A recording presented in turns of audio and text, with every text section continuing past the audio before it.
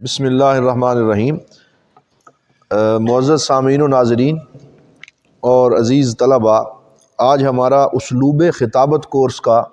تیسرا دن ہے، اور آج کی ہماری گفتگو کا موضوع ہے کہ کوئی جمعہ کا خطیب ہو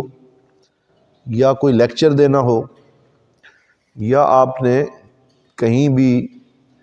کوئی گفتگو کرنی ہو تو اس میں ظاہری بات ہے آپ کا کوئی موضوع ہوگا، تو اس موضوع کی تیاری کیسے کرنی چاہیے۔ ہمارے ہاں ایک بہت بڑا المیہ اور مسئلہ یہ ہے کہ ہم لوگ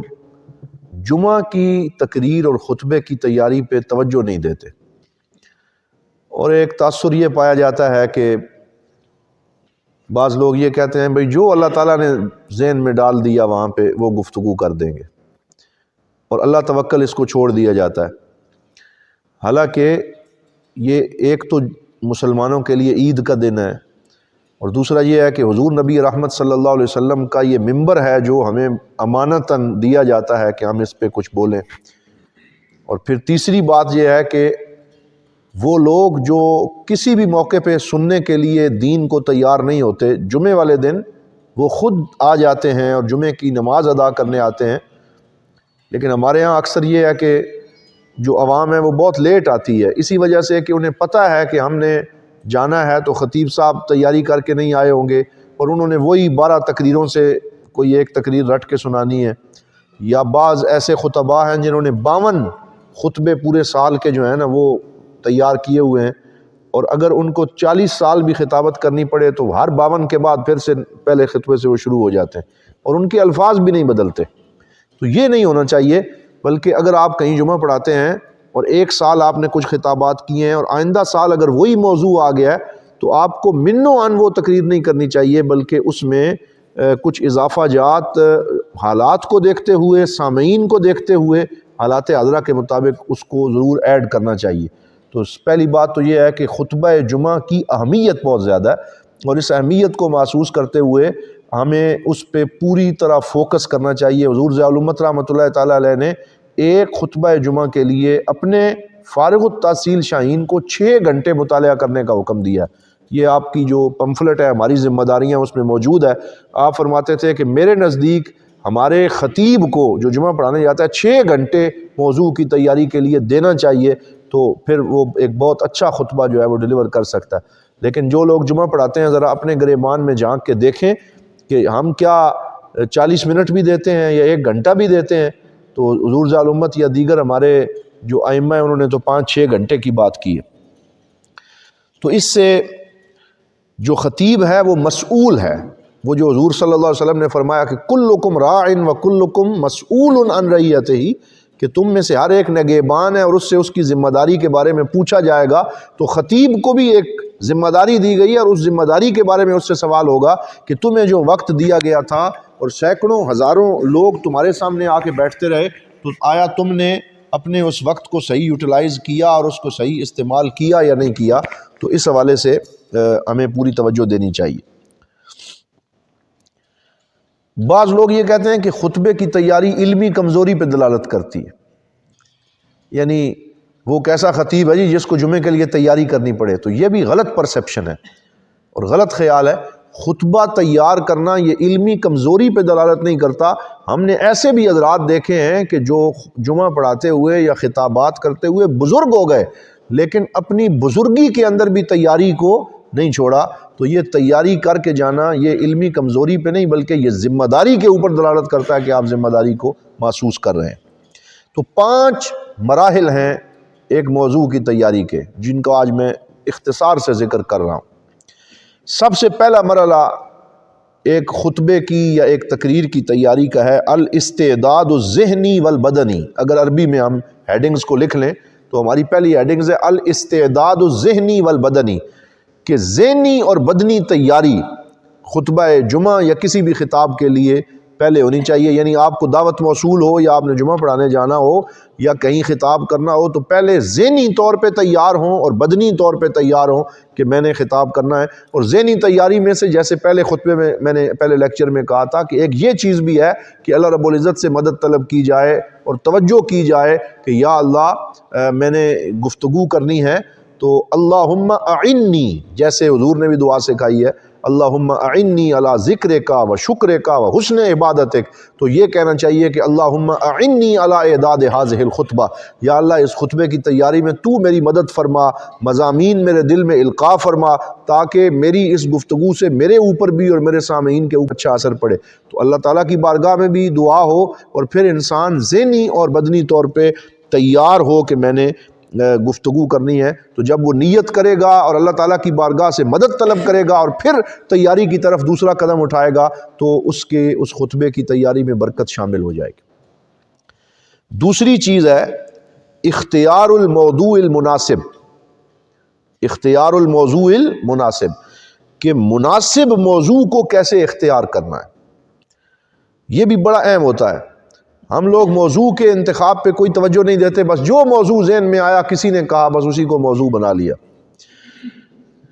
میں اپنی آپ کو ایک بات سناتا ہوں، یہاں پہ جب مجھے جمعے کے خطبے کے لیے ڈیوٹی دی گئی بھیرا شریف میں، تو قبلہ پیر صاحب نے بلایا اور بلا کے مجھے حکم دیا کہ آپ نے یہاں پہ خطبہ جمعہ دینا ہے۔ تو مجھے بھی صحیح مزاج کا اندازہ نہ تھا، تو شروع میں نے یہ کیا کہ پہلا جمعہ جب یہ دوسرا پڑھایا تو اس میں جو قرآن حکیم کی صورتوں کی برکات اور کچھ وظائف ہیں وہ بیان کر دیے کہ یہ صورت پڑھیں تو یہ ثواب ملتا ہے، یہ صورت پڑھیں تو یہ ثواب ملتا ہے۔ تو قبلہ پیر صاحب نے مجھے اپنے حجرے میں بلایا خطبہ جمعہ کے بعد، اور مجھے فرمایا کہ بھائی یہ دم درود والے کام تو ہم بھی کر لیتے ہیں اور کرتے ہیں، تو آپ کو زندہ موضوعات پہ بات کرنے کا حکم دیا ہے اور اس لیے آپ کی ڈیوٹی لگائی۔ تو آپ نے زندہ موضوعات کا لفظ اس کے لیے استعمال کیا، تو میں نے عرض کیا حضور زندہ موضوعات سے کیا مراد ہے؟ جس کی معاشرے کو ضرورت ہے، جس کی معاشرے کو ضرورت ہے وہ موضوع ہونا چاہیے۔ اور پھر یہ بھی فرمایا کہ پورا ہفتہ حالات حاضرہ پہ نظر رکھو، مختلف خبریں سنتے رہو اور دیکھو کہ معاشرے میں اس وقت کیا ہو رہا ہے، یعنی معاشرے میں کون سا کوئی نیا فتنہ سامنے آیا ہے، کون سا ایک دینی سوال جو ہے اس نے جنم لیا ہے، یا معاشرے میں کوئی ایسی چیز جس کو ایڈریس کرنا ضروری ہے، فحاشی عریانی پھیل گئی، یا جیسے کوئی کہتے ہیں جی میرا جسم میری مرضی والی آنٹیاں نکل کے آ گئیں، یا اس طرح کے واقعات ہوتے رہتے ہیں۔ اور این جی اوز نے کوئی سوال اسلام پہ کھڑا کر دیا، اسلام کی لیجسلیشن کے اوپر سوال کھڑا ہو گیا، اسلام کے آئین کے بارے میں پارلیمنٹ کے اندر کوئی بات ہو گئی، پیچھے فلسطین کے بارے میں پارلیمنٹ میں اور ہماری قومی اسمبلی میں بات شروع ہو گئی کہ یہ یہود کا حق ہے یا مسلمانوں کا حق ہے۔ تو ایسے نئے موضوعات جو سر اٹھائیں، ان کے اوپر جمعہ کے خطیب کی ذمہ داری ہے کہ جو عوام اس کے سامنے بیٹھی ہے وہ ان کو مطمئن کرے اور ان کو اسلام اور قرآن و سنت کی روشنی میں اس کا صحیح جواب دے، تاکہ جو اشکال ان کے ذہنوں تک پہنچا ہے اور سوشل میڈیا پر سفر کرتے ہوئے جو ان تک پہنچا ہے اور انہیں اس میں کوئی دینی رہنمائی نہیں مل رہی، تو آپ اس کو ان کی رہنمائی کر سکیں۔ تو ایک تو یہ ہے کہ موضوعات زندہ و جاوید ہونے چاہیے، اور معاشرے کی ضرورت جو موضوع ہے اور حالات حاضرہ کا جو موضوع ہے اس کو موضوع بنانا چاہیے، اور تکرار موضوعات نہیں ہونا چاہیے کہ ایک موضوع کا چند ہی مہینوں بعد پھر تکرار ہو جائے۔ اتنے موضوعات ہیں، اگر ہم تیاری کرتے رہیں تو وہ ختم ہونے کا نام نہیں لیتے، بس سوچنے اور شوق کے ساتھ آگے بڑھنے کی ضرورت ہے۔ علامہ ابن القیم زاد المعاد اپنی کتاب میں ارشاد فرماتے ہیں، یہ زاد المعاد آپ کے پاس ہونی چاہیے، 4 جلدوں پہ مشتمل خوبصورت کتاب، اس کا پورا نام ہے زاد المعاد فی ہدی خیر العباد، زاد المعاد فی ہدی خیر العباد، علامہ ابن قیم الجوزیہ ان کی یہ کتاب ہے، اور یہ ویسے تو علامہ ابن تیمیہ کے شاگرد ہیں، لیکن علامہ ابن القیم تصوف اور سلوک کے اوپر بہت اچھا لکھتے ہیں۔ کتاب الروح بھی ان کی کتاب ہے، جس پہ حضور ضیاء الامت نے ضیاء القرآن اور ضیاء النبی میں اس کے بڑے حوالہ جات پیش کیے ہیں، اور دیگر بہت ساری کتابیں ہیں، جن میں زاد المعاد ایک بہترین کتاب ہے۔ اس کے اندر آپ موضوع کے حوالے سے حضور صلی اللہ علیہ وسلم کا طرز عمل بیان کرتے ہیں، فرماتے ہیں وَقَانَ صلی اللہ علیہ وسلم یخطب فی کل مرۃ بما تقتدیہ حاجت المخاطبین و مصلحتہم، یعنی جب سرکار دو عالم صلی اللہ علیہ وسلم خطبہ ارشاد فرماتے تھے اور جمعے کا خطبہ حضور دیتے تھے، تو ہر خطبہ جمعہ میں سامعین اور مخاطبین کی حاجت اور ضرورت کو پیش نظر رکھتے ہوئے کلام فرماتے تھے۔ یعنی جو ان کی ضرورت ہے، جو کوئی نیا واقعہ پیش آیا ہے اس پر رہنمائی کرتے تھے۔ تو علامہ ابن قیم فرماتے ہیں کہ یہ سرکار کی سنت خطباء کے لیے ہے کہ آپ جب خطبہ جمعہ کے لیے آئیں تو آپ بھی اپنے مخاطبین کی ضروریات کو پیش نظر رکھتے ہوئے، میں تو یہاں تک کہتا ہوں کہ آپ کے علاقے میں جو سوشل ویلفیئر کا کام ہو رہا ہے، کوئی اچھا کام ہو رہا ہے، آپ خطبہ جمعہ پہ اس کو بھی ایڈریس کریں۔ مثال کے طور پہ آپ یہ کہیں کہ ہمارے اس گاؤں کی جنازہ گاہ اس کی حالت خراب ہے، اور ہمارے گاؤں کا فلاں رستہ جو ہے اس میں تنگی ہے، اور وہاں سے آنے جانے والوں کو مسئلہ پیش آ رہا ہے۔ اس طرح کے جو سوشل موضوعات ہیں ان کو بھی خطبہ جمعہ میں ایڈریس کرتے ہوئے لوگوں کو خیر کی دعوت دیں، اور اگر کوئی برا کام ہو رہا ہے تو اچھے طریقے سے اس سے منع کریں کہ امر بالمعروف اور نہی عن المنکر بھی ایک خطیب کی ذمہ داری ہے۔ تو یہ دوسرا پوائنٹ ہمارا ہو گیا کہ اختیار الموضوع المناسب، اچھے اور مناسب موضوع کا اختیار کرنے میں انٹرنیشنل ریلیشنز، بین الاقوامی حالات، ملکی حالات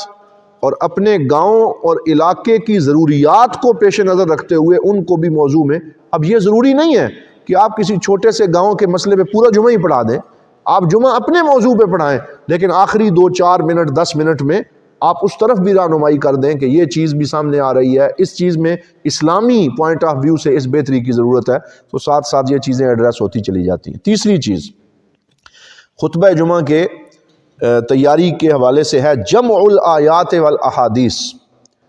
جمع الآیات والاحادیث، کہ جو موضوع آپ نے چنا ہے اور جس کو آپ نے اپنا موضوع بنایا ہے اس پر آپ آیات اور احادیث کا ایک مجموعہ جمع کریں اور اسے اپنی ڈائری پہ لکھیں، اور اس میں مثال کے طور پر میں آپ کے سامنے رکھتا ہوں کہ آپ نے موضوع بنایا حب الصحابۃ للنبی صلی اللہ علیہ وسلم۔ یہ بھی ایک موضوع کہ صحابہ کرام اپنے پاک نبی صلی اللہ علیہ وسلم سے کیسے محبت کرتے تھے اور ہمیں کیسے محبت کرنی چاہیے۔ تو اگر آپ نے یہ موضوع بنایا ہے تو آپ سب سے پہلے المعجم المفہرس لالفاظ القرآن الکریم، یہ جو فواد عبد الباقی کی کتاب ہے، کتاب کا نام ہے المعجم المفہرس لالفاظ القرآن الکریم، یہ ایک جلد پہ مبنی مشہور کتاب ہے۔ اگر آپ اس کو حاصل کر لیں، لاہور سے مل جاتی ہے اور ہر جگہ سے نیٹ پہ بھی دستیاب ہے۔ ایک موضوع پر قرآن میں موجود ساری آیات ایک جگہ پہ وہ جمع کر کے دے دیتے ہیں۔ تقویٰ کے موضوع پہ ایک جگہ، صدق کے موضوع پہ ایک جگہ، ایک لفظ آپ صرف اس کتاب میں ڈھونڈیں گے، اور مثلا جہاد کا لفظ تو آپ جیم ہے اور دال جاہدہ، جب وہاں جائیں گے فواد عبد الباقی کی کتاب میں تو جہاد کے موضوع پہ جتنی آیات ہیں وہ ساری کی ساری آپ کو 2-4 صفحے میں اکٹھی مل جائیں گی، اور ساتھ یہ صورت ہے، یہ آیت ہے، آیت نمبر، صورت نمبر۔ تو یہ بہت اچھی کتاب ہے آیات جمع کرنے کے لیے ایک تو، یا پھر ویسے بھی آج کل تو انٹرنیٹ کے ذریعے ایک موضوع پہ آیات جمع کرنے میں آسانی ہو جاتی ہے۔ تو ضروری نہیں ہے کہ آپ اس موضوع پہ ساری آیات ہی ذکر کریں، بلکہ ان آیات میں سے پھر آپ انتخاب کریں کہ 2-4 آیات۔ آج کل ہمارے ہاں اہل سنت والجماعت کے خطباء میں ایک بہت بڑا مسئلہ یہ ہے کہ استناد من القرآن کم ہو گیا، قرآن پاک سے استدلال کم ہو گیا۔ ہم لوگ قرآن پاک میں سے بس شروع میں برکت کے لیے کوئی ایک آیت پڑھ لی، اور پھر خطبے کے دوران اس آیت کے ساتھ ہم دوبارہ اس طرف لوٹ کے ہی نہیں آتے، خطبہ پھر کہیں اور نکل جاتا ہے۔ تو ہونا یہ چاہیے کہ جو آیت آپ شروع میں پڑھیں آخر تک اس کو نبھائیں، تو وہ ایک مربوط گفتگو ہے کہ جو آپ کر رہے ہیں۔ تو جو آپ نے موضوع بنایا ہے اس پہ 4, 5, 6 قرآنی آیات اگر آپ پیش کریں گے، جو آپ کا لسنر اور آپ کا سامع ہے وہ خوش ہوگا، اور اس کے دل میں ٹھنڈ پڑے گی کہ مجھے قرآن سے رہنمائی مل رہی ہے، اور پھر وہ اور زیادہ توجہ اور شوق سے آپ کو سننے آئے گا، اور اس کا اعتماد آپ کی ذات اور آپ کے خطبے پہ بڑھے گا کہ یہ بندہ اپنی طرف سے بات نہیں کرتا بلکہ قرآن کی روشنی میں بات کرتا۔ تو قرآن کی آیات جمع کریں۔ ایک اور میں کتاب آپ کو لکھوا رہا ہوں، ندرۃ النعیم فی اخلاق الرسول الکریم، یہ عربی کی کتاب ہے، لیکن آپ دیکھیں نا، ہم دورہ حدیث شریف کے آپ طلباء ہیں تو عربی سے اب ہمیں بھاگنا نہیں چاہیے، عربی سے شغف پیدا کرنا چاہیے، تو عربی کی کتب جمع کریں۔ یہ 12 جلدوں پہ مشتمل کتاب ہے، ندرۃ النعیم فی اخلاق الرسول الکریم۔ انٹرنیٹ سے ساری فی الحال PDF میں ڈاؤن لوڈ ہو جاتی ہے، لیکن کبھی اگر باہر سے منگوانی پڑے تو اس کو منگوایا بھی جا سکتا ہے۔ اور بہرحال یہ بھی ایک ایسی کتاب ہے کہ جس کے اندر حضور صلی اللہ علیہ وسلم کے اخلاق کریمانہ پہ موضوع انہوں نے جمع کیے، مثلا سرکار کی وفا، حضور کا ایثار، حضور کا ایفائے عہد، سرکار دو عالم صلی اللہ علیہ وسلم کا سچائی کے ساتھ جو آپ کی رغبت ہے، پھر حضور کے شمائل، چھوٹے چھوٹے موضوع اخلاق کے بنا کے، اور اس پہ تقریب 12 جلدیں اس بندے نے لکھی ہیں، تو اس میں پھر آیات اور احادیث کا انبار لگا دیا ہے۔ تو اس طرح کی اور بہت ساری کتابیں ہیں، آپ کسی بھی اچھی کتاب سے استفادہ کر سکتے ہیں۔ اسی طرح انٹرنیٹ کے اوپر ایک ویب سائٹ ہے التفسیر الیکٹرونی، ویسے تو وہ کہتے ہیں اسے، یعنی المفسر صرف لکھ دیں تب بھی وہ آ جاتی ہے، المفسر گوگل کے اوپر۔ تو وہاں سے ایک ہی آیت پہ مختلف مشہور تفاسیر کا ڈیٹا اکٹھا ایک ویب سائٹ پہ آ جاتا ہے، یعنی آپ صرف آیت لکھیں گے، اسی آیت کے متعلق تفسیر ابن کثیر میں کیا ہے، تفسیر جلالین میں کیا ہے، تفسیر در منصور میں کیا ہے، تفسیر مظہری میں کیا ہے، ساری کی ساری تفاسیر اکٹھی آپ کو ایک جگہ پہ ملیں گی۔ آپ ضرور جس موضوع پہ گفتگو کرنی ہو، آج کل ہمارا مسئلہ یہ بھی بہت بڑا المیہ ہے کہ کتاب کی طرف جانا خطباء نے کم کر دیا، اور سارے کا سارا دار و مدار انٹرنیٹ کی سماعت کے اوپر آ گیا، اور پھر جو کچھ ہم کسی سے سنتے، تقریر تیار کرنے کے لیے سنتے ہیں، اتنی زحمت بھی نہیں کرتے کہ ذرا خود ایک دفعہ اس کو چیک کر لیں کہ واقعی یہ حدیث ہے بھی کہ نہیں ہے۔ اور پھر وہ کسی نے اگر ضعیف یا موضوع روایت کی، ہم اسے پورے دڑلے کے ساتھ آگے بیان کرتے ہیں، اور ہم یہ سمجھتے ہیں کہ یہ ہم نے صحیح بیان کیا۔ تو اگر آپ کسی سے بھی سن رہے ہیں تو آپ کا حق بنتا ہے، میں نے تو یہ عادت بنائی ہوئی ہے کہ اگر کہیں سے بھی سنوں کہ وہ کہہ رہا ہے کہ یہ حدیث ہے، اور تھوڑی سی عربی عبارت پڑھے، میں وہاں سوالیہ نشان لگا کے پھر خود جا کے اس کو چیک کرتا ہوں کہ اصل حدیث کا متن کیا ہے، تاکہ پھر آپ جب ڈائری میں اسے لکھیں تو اوتھینٹک طریقے سے اس حدیث پاک کا پورا متن آپ کو حاصل ہو جائے۔ تو صرف ویڈیو اور آڈیو کے اوپر انحصار کرنا، صرف گوگل سرچنگ کے اوپر انحصار کرنا اور کتابوں سے دور ہو جانا، یہ بھی ہماری آج کل کے خطباء کا ایک بہت بڑا المیہ ہے، جس سے واپس آتے ہوئے ہمیں ضرور اصل کتابوں تک رسائی حاصل کرنی چاہیے، تفاسیر کا مطالعہ کرنا چاہیے، اور کچھ نہ ہو تو جس موضوع پہ آپ نے گفتگو کرنی ہے، ضیاء القرآن شریف کا مطالعہ بیرا شریف کا شاہین نہ کرے، اور پھر وہ حضور ضیاء الامت رحمۃ اللہ تعالیٰ علیہ کی فکر سے بھی وابستہ ہو، اور ضیاء القرآن میں بھی اسے پتہ نہ ہو کہ جس موضوع پہ میں گفتگو کر رہا ہوں حضور ضیاء الامت نے کیا لکھا ہے۔ میں آپ کو اس کی ایک مثال دیتا ہوں، اور وہ مثال یہ ہے، توجہ سے سنیں، کہ یہاں سرگودا میں ایک ہمارے وہ ادارے میں کچھ عرصہ پڑھتے رہے، تو ایک صاحب گفتگو کر رہے تھے، تو مجھے کسی نے آ کے یہ سچا واقعہ بتایا کہ انما یرید اللہ لیذھب عنکم الرجس اہل البیت ویطہرکم تطہیرا پہ انہوں نے آیت پڑھی، اور پھر اس پہ لمبا چوڑا خطبہ دیا، اور پھر انہوں نے یہ کہا کہ میں جو کچھ کہہ رہا ہوں یہ میں بحیرہ شریف کا شاہین ہوں، اور میں یہ ہوں میں وہ ہوں سارا کر کے، لیکن پھر ساتھ یہ بھی ذکر کر دیا کہ یہ انما یرید اللہ لیذھب عنکم الرجس والی آیت صرف 5 تن پاک کے حوالے سے ہے، اور اس کو اتنا بھی پتہ نہیں ہے کہ حضور ضیاء الامت رحمۃ اللہ تعالی علیہ نے ضیاء القرآن شریف سورۃ الاحزاب میں جہاں اس آیت کی تفسیر لکھی ہے، وہاں ساتھ نیچے یہ لکھا ہے کہ یہ آیت جس سیاق و سباق میں آئی ہے وہ سیاق و سباق ازواج مطہرات کا ہے۔ وَقَرْنَ فِي بُيُوتِكُنَّ وَلَا تَبَرَّجْنَ تَبَرُّجَ الْجَاهِلِيَّةِ الْأُولَىٰ يَا نِسَاءَ النَّبِيِّ لَسْتُنَّ كَأَحَدٍ مِّنَ النِّسَاءِ إِنِ اتَّقَيْتُنَّ فَلَا تَخْضَعْنَ بِالْقَوْلِ فَيَطْمَعَ الَّذِي فِي قَلْبِهِ مَرَضٌ وَقُلْنَ قَوْلًا مَّعْرُوفًا۔ وہاں پہ یہ آیت آئی انما یرید اللہ لیذھب عنکم الرجس اہل البیت ویطہرکم تطہیرا۔ تو حضور ضیاء الامت فرماتے ہیں کہ یہ کیسے ہو سکتا ہے کہ آپ ازواج مطہرات اور امہات المومنین کے سیاق و سباق میں سے صرف ایک آیت کو اٹھائیں اور اس آیت کو اٹھا کے کہیں کہ اس سے صرف اور صرف اہل بیت کے لفظ سے 5 ہستیاں مراد ہیں۔ یہ درست نہیں ہے، بلکہ قرآن کی روشنی میں اہل بیت اطہار سے حضور کی ساری ازواج بھی مراد ہیں، اور یہ 5 ہستیاں بھی مراد ہیں۔ تو یہ ایک متوازن عقیدہ ہے جو ہمیں ضیاء القرآن سے، میں نے صرف ایک مثال دی ہے، آپ جہاں جہاں بھی جائیں گے، جہاں بھی تھوڑا بہت اختلاف ہے، حضور ضیاء الامت رحمۃ اللہ تعالیٰ علیہ ایک فیصل اس اختلاف کا بھی ذکر کریں گے، اس پہ دلیل بھی دیں گے، استناد بھی ہوگا، اور آپ تسلی سے وہ چیز بیان کر سکیں گے۔ تو کتاب سے شغف پیدا کریں اور کتابوں تک رسائی حاصل کریں اور ان کے مطالعہ کی عادت بنائیں۔ تو یہ تیسرا پوائنٹ ہمارا ہو گیا، جمع الآیات والاحادیث۔ چوتھا پوائنٹ پھر ہمارا خطبے کی تیاری کے حوالے سے ہے ذکر القصص النافعہ۔ کیا ہے جی؟ ذکر القصص النافعہ، کہ نفع بخش قصوں کا ذکر کرنا، نفع بخش قصوں کا ذکر کرنا۔ یہ جو صرف قصے کہانیاں ذکر کرتے ہیں وہ درست نہیں ہے، لیکن جو قصے ذکر ہی نہیں کرتے وہ بھی درست نہیں ہے۔ جو کہتے ہیں نہیں جی ہم تو صرف جو ہے وہ قرآن و سنت کی روشنی میں بات کریں گے. بھائی اگر آپ نے قرآن و سنت کی روشنی میں بات کرنی ہے تو قرآن نے تو خود سینکڑوں قصے ذکر کیے ہیں. قرآن کہتا ہے نحن نقص علیک احسن القصص، کہ ہم تمہیں بڑا خوبصورت قصہ سناتے ہیں. اور ایک جگہ پہ ارشاد فرمایا لقد کان فی قصصہم عبرۃ لأولی الالباب، کہ پہلوں کے قصے کے اندر عقل والوں کے لیے عبرت اور نشانی ہے. اس لیے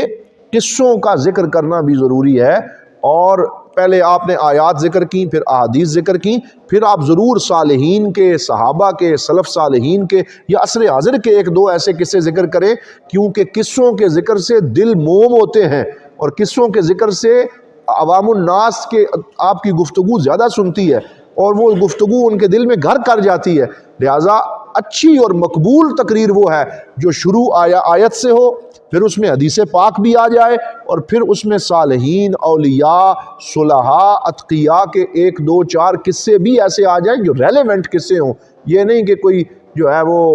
10 بیویوں کی کہانی نہ ہو اور وہ چیزیں نہ ہوں، بلکہ صحیح قصہ ہو. کیونکہ قرآن پاک میں اصحاب کہف کا قصہ ہے، قرآن پاک میں جنت والوں کا قصہ ہے، باغ والوں کا قصہ، بے شمار قصے قرآن نے ذکر کیے ہیں. یہ 4 چیزیں ہو گئیں. دوبارہ دہرا رہا ہوں. نمبر 1 الاستعداد الذہنی والبدنی، نمبر 2 اختیار الموضوع المناسب، نمبر 3 جمع الآیات والاحادیث، نمبر 4 ذکر القصص النافعہ، اور 5ویں چیز ہے ربط الموضوع بالامثلہ والمواقف العلمیہ. ربط الموضوع بالامثلہ والمواقف العلمیہ، اس کا معنی یہ ہے کہ جو موضوع آپ بیان کر رہے ہیں اس میں آپ نے آیت بھی ذکر کر دی، حدیث بھی، قصے بھی. اب آخر میں اس موضوع کو جو ہے وہ آپ مختلف مثالوں کے ساتھ اور سائنسی جو نئے انکشافات ہیں ان کے ساتھ بھی ریلیونٹ کر دیں. پھر جو جدید ذہن ہے وہ بھی آپ کی بات کو سمجھے گا اور سنے گا، اور وہ سمجھے گا کہ اس کی نظر قرآن و حدیث پہ بھی ہے اور جدید سائنسی انکشافات کے اوپر بھی اس کی نظر ہے. تو ہم لوگ اس چیز سائڈ کو بالکل بلا دیتے ہیں، اور اپنی گفتگو میں نئے سائنسی انکشافات یا مستشرقین کے اقوال یا یورپ والوں میں سے اگر کسی نے اسلام کے بارے میں یا اس موضوع کے بارے میں اچھی بات کی ہو، اگر ہم اس کو بھی ساتھ شامل کر لیں تو زیادہ اتھینٹک ہو جاتی ہے، زیادہ اثر پذیری اس میں پیدا ہو جاتی ہے. اس کی ایک مثال میں آپ کو دیتا ہوں. حضور صلی اللہ علیہ وسلم کی ایک حدیث ہے کہ سرکار نے فرمایا اذا اتیت مضجعک، جب تو سونے کے لیے اپنے بستر کی طرف آئے، فتودع وضوءک للصلاۃ، تو سونے سے پہلے نماز والا وضو کرو، ثم اضجع علی الشق الایمن، پھر اپنے دائیں کروٹ کے اوپر سو جاؤ. یہ حدیث پاک ہے کہ وضو کرو اور پھر دائیں کروٹ پہ سو جاؤ. اب مثال کے طور پہ اگر آپ سونے کے آداب میں اس حدیث کا ذکر کرتے ہیں تو ساتھ آپ جدید طبی تحقیقات کا ذکر کر دیں کہ سرکار نے تو یہ فرمایا کہ دائیں کروٹ پہ سونا چاہیے، جدید سائنس کیا کہتی ہے، تو اس میں کافی آپ کو اقوال مل جائیں گے. جدید سائنس یہ کہتی ہے کہ جب بندہ دائیں کروٹ پہ سوتا ہے تو دل بائیں سائیڈ پہ ہوتا ہے، اور 2 پھیپھڑے ہیں، تو جو بائیں سائیڈ والا پھیپھڑا ہے وہ دائیں سائیڈ کی پھیپھڑے کی نسبت قدرے چھوٹا ہوتا ہے، اور جگر بھی مستقر اور صحیح کیفیت میں ہلکا پھلکا رہتا ہے، دل بھی صحیح ورکنگ میں رہتا ہے، اس پہ بوجھ نہیں پڑتا. اور انسان کا معدہ اس سائیڈ پہ ہوتا ہے، بائیں سائیڈ پہ زیادہ، تو جس کی وجہ سے معدے کو بھی اپنے آپ کو فارغ کرنے میں اور اپنے ورک کو صحیح کرنے میں مدد ملتی ہے. تو یہ حضور پاک کے جتنے بھی فرامین ہیں وہ جدید سائنس بھی ان کی گواہی دے رہی ہے، اور ڈاکٹرز بھی اس کی گواہی دے رہے ہیں کہ حضور نے جو فرمایا حق فرمایا. تو یہ اگر ہم ساتھ کام کر دیں تو آپ کی گفتگو بہت مؤثر ہو جائے گی، اور آپ کی گفتگو کو جدید ذہن، کالج کا پڑھا ہوا، یونیورسٹی کا پڑھا ہوا، پھر خاص طور پہ آپ کو سننے آئے گا اور وہ کہے گا یار فلاں مسجد کے علامہ صاحب صرف مکھی پہ مکھی نہیں مارتے اور صرف رٹی رٹائی باتیں نہیں کرتے، بلکہ وہ سرچ کر کے لاتے ہیں اور جدید موضوعات پہ بھی ایسی رہنمائی ہمیں فراہم کرتے ہیں کہ اسلام اور جدید سائنس اس سب کو ملا کے پڑھنے میں ہمیں فائدہ ہوتا ہے. تو اس میں بہت اچھی کتابیں ہیں اسلام اور جدید سائنس پہ. ہمارے ڈاکٹر طاہر القادری صاحب نے لکھا، حضور ضیاء الامت رحمۃ اللہ تعالیٰ علیہ اس پہ بڑے اچھے اشارات ضیاء القرآن شریف میں فرماتے ہیں. اسی طرح وہ چغتائی صاحب ہیں، ایک پورا نام حکیم محمود چغتائی یا کیا نام ہے، ان کی بہت مفید کتاب ہے اسلام اور جدید سائنس اور طب کے حوالے سے. اور ایسی بے شمار تحقیقات اور کتابیں مل جاتی ہیں، اگر ان کو بھی ساتھ مطالعے میں رکھا جائے تو بہت زیادہ فائدہ نصیب ہوتا ہے۔ تو خطبے کی تیاری کے حوالے سے یہ 5 نکات جو میں نے آپ سے عرض کیے ہیں، اگر ان کو ملا کر خطبہ تیار کیا جائے تو وہ بہت مؤثر خطبہ ہو سکتا ہے اور اس کو ہم بہت اچھے طریقے سے ڈیلیور کر سکتے ہیں۔ تو میں آج اسی پہ اکتفا کروں گا اور دعا کرتے ہیں کہ اللہ رب العزت ہمیں جو میں نے بیان کیا ہے اس پہ عمل کرنے کی اور اپنے خطبات کو مؤثر اور بہتر بنانے کی توفیق عطا فرمائے۔ والسلام علیکم ورحمۃ اللہ وبرکاتہ۔